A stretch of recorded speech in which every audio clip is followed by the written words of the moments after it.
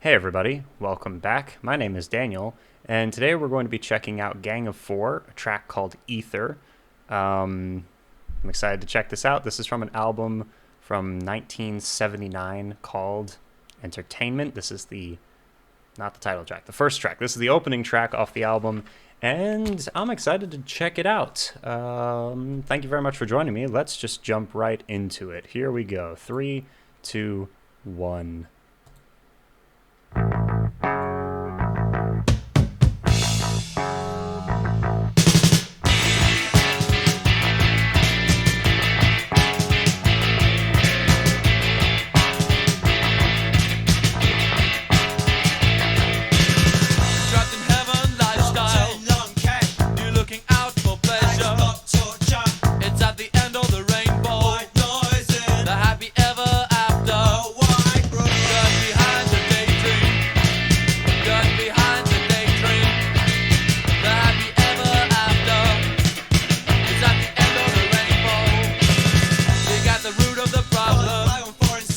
Love the chugging little riff on the guitar. Sorry to pause it. That'll be the only time I do so.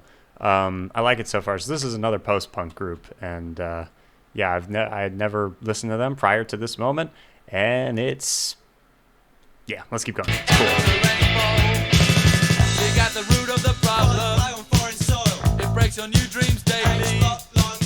Father's contradictions and breaks on new dreams daily.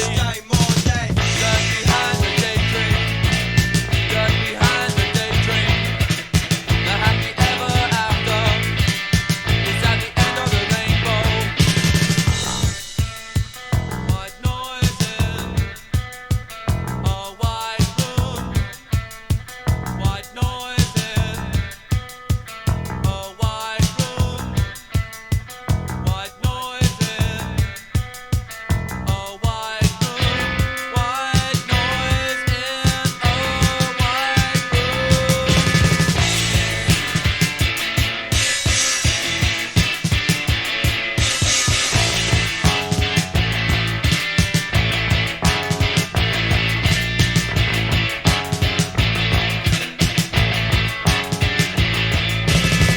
Trapped in heaven lifestyle.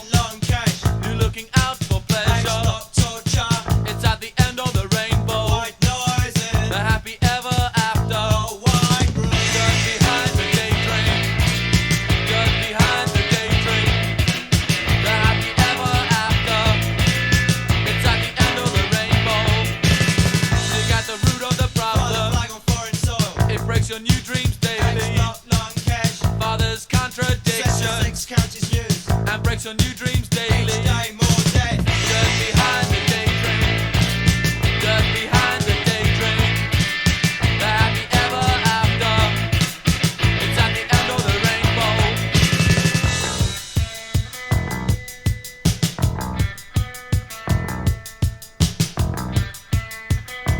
Bass is so cool.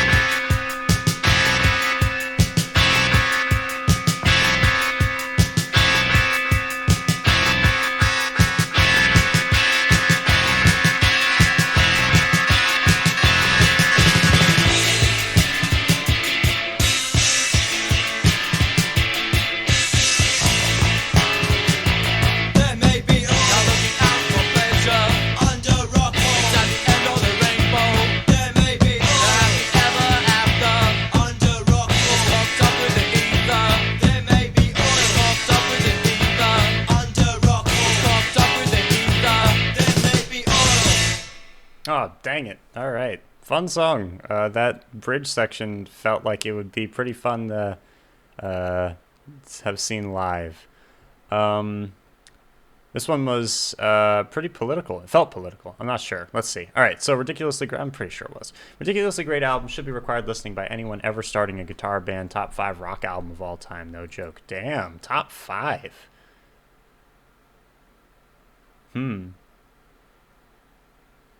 Interesting. This is in the 500 greatest albums of all. Interesting. Um,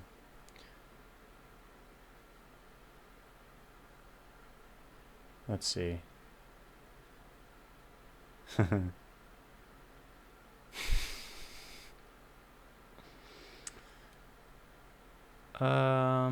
Yeah.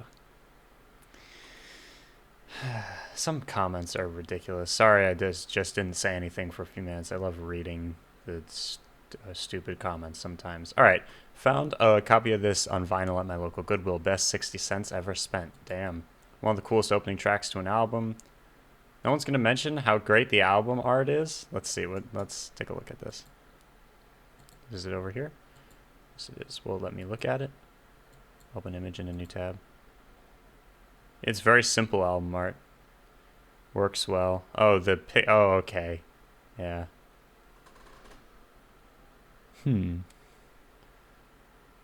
Cowboy and Indian. Alright, beginning their debut album by singing about the British holdings of North Ireland, along with torture, ends up also making commentating, okay, on the illusionary power of consumerism and what would be expected by Gang of Four's Frankfurt School style of philosophy. The song is written with two narrators. The first is a non-parenthesized lines as a member of British society, the other as a member of the IRA. The song also predicts the annexation of Rockwall to be used to claim swaths of North Atlantic Ocean oil. In an interview with Clash in 2009, John King references the influence of white noise torture, later to be used by Americans by blasting hard rock through stereos. They also played the backing lines to portray juxtaposition from a Brighton and a member of the IRA. So, trapped in heaven lifestyle, locked in Longkesh. Let's read them separately. Trapped in heaven lifestyle, new looking out for pleasure. It's at the end of the rainbow, the happy ever after. Interesting thing to notice is the main line is how the consumerist lifestyle is known as heaven. This follows the fact that an economy that isn't too regulated will usually lead to economic efficiency with more profits for those that win out, which then could lead to, people with monopolies and stuff like that. The seemingly perfect state of affairs for those who are well off trap them from seeing beyond the economic thought ingrained into themselves to realize the inhumanity that can be caused by general security and awareness of living in Britain over Northern Ireland. Okay. Something else to note, even though the people are alluded to being trapped in a heaven lifestyle, they're still looking for some sort of new pleasure. In general, this is because of the belief that consumerism will never truly please someone. They will always look for something new to satisfy these endless urges that are kind of brainwashed into them, where a search for contentment and peace is a better way to probably spend your life. Although I also definitely fall victim to not doing that. Anyway, or not fall victim. Am a sinner in that regard as well, I guess. I don't know how to say it. All right. There's significant juxtaposition from a heaven lifestyle and looking out for pleasure. Second phrase implies that pleasure is something that must be sought even in heaven. It's at the end of the rainbow. At the end of every rainbow, so it's like this magical, sort of impish gnome that will give a pot of gold to those who reach the end. Of course, the Irish know there is no reaching the end of the rainbow. It's simply an illusion. This alludes to seeming impossibility of finding some sort of treasure. It doesn't need to be said that the term happy ever after is used in tall tales and fables to denote the ending going to normalcy. But therein lies the deeper meaning. Looking at the full set of lines, trapped in heaven style, it's at the end of the rainbow, happy ever after, we can synthesize a new, more complete meaning. In the consumerist culture where middle and upper class people have little to care about others, such as the IRA, they are led to being never satisfied and must look for more things to pleasure them.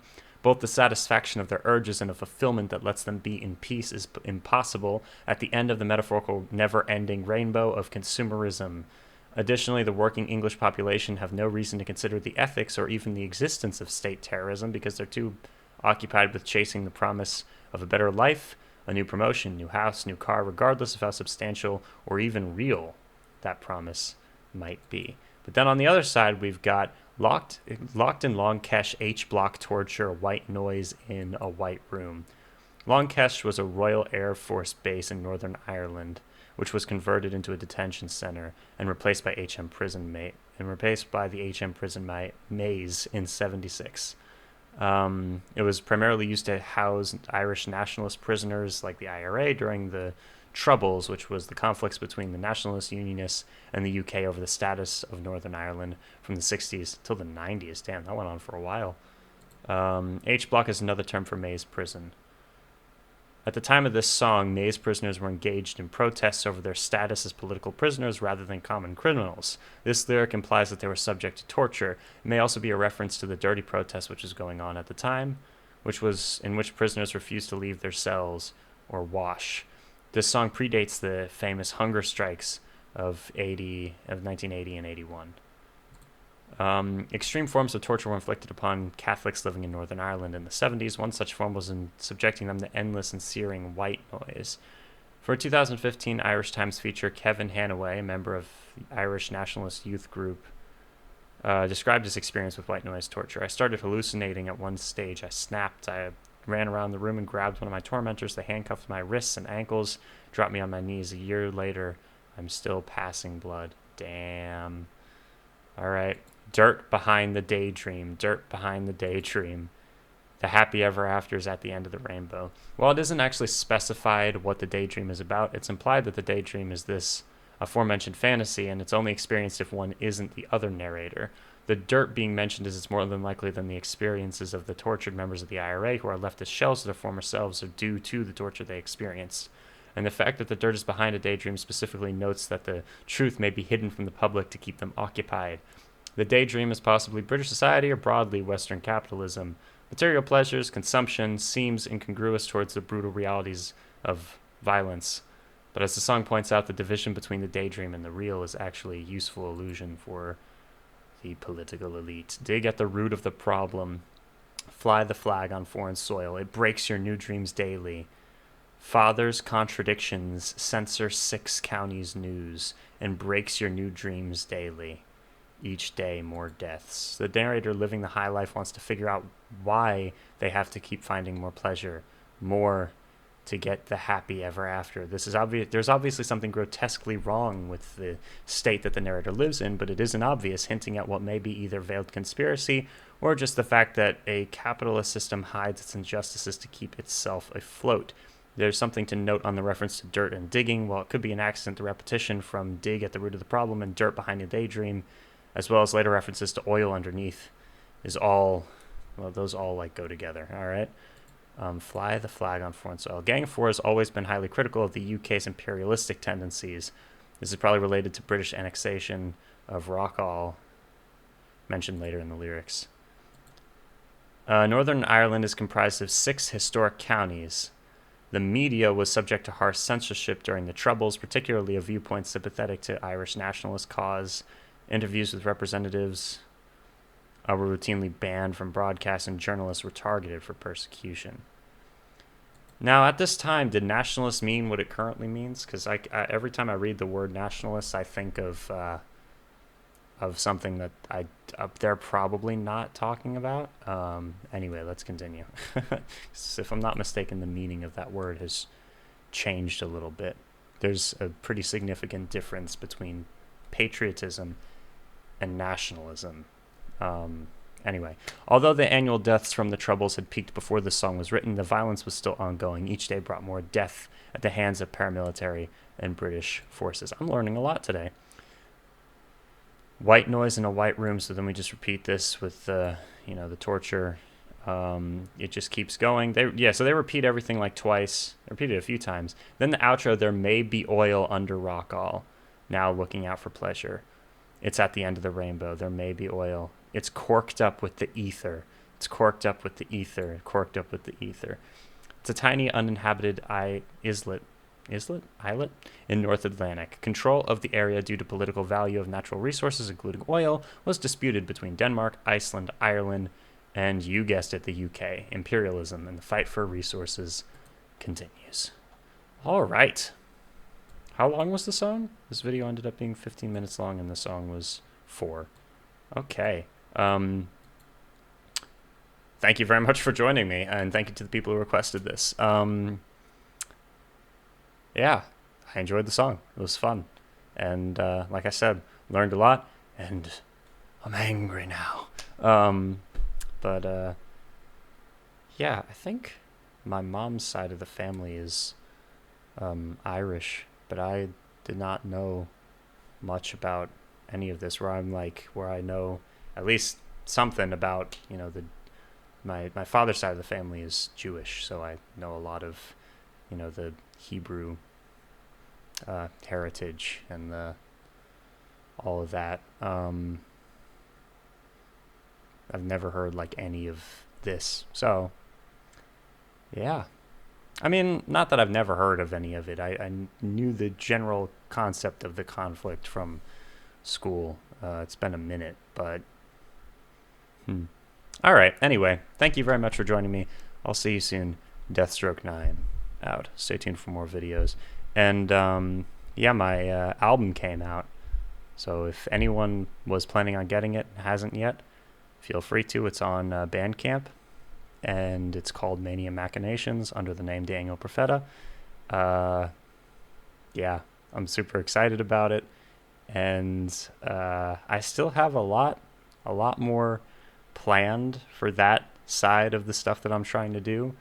And another record, which, like, I finished that one that I just released a while ago. The second record is it's around halfway done, so that'll be fun. I'm hoping to finish it over the summer. Yeah, anyway. All right, see you guys soon. Adios.